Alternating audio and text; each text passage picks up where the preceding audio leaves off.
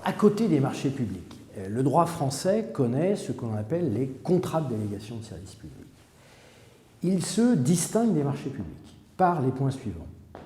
Il y a plusieurs conditions. La première, c'est la même qu'on va retrouver qu'en matière de marché public, il faut qu'on ait une personne publique.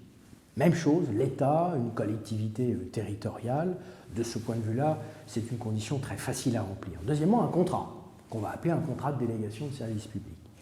Troisièmement, et c'est très important, l'objet de ce contrat va consister à confier la gestion d'un service public, l'eau, la restauration scolaire, les transports, etc., l'assainissement, etc., l'ensemble des métiers de la ville, à une entreprise, généralement privée. Donc un objet qui porte sur la gestion du service public proprement dit.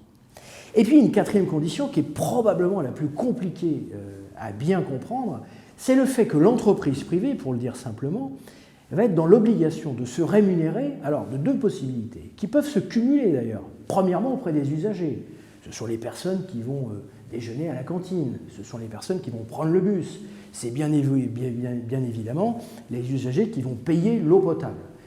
L'entreprise privée se rémunère par des usagers, mais elle peut aussi se rémunérer par d'autres choses, notamment des prestations annexes, des recettes publicitaires, et c'est précisément au travers de l'ensemble de ces recettes que l'entreprise délégataire devra assumer ce que le juge d'ailleurs qualifie de risque financier d'exploitation. Il faut, pour qu'il y ait délégation, que l'entreprise assume un risque financier d'exploitation. Ce sont des contrats de délégation de service public.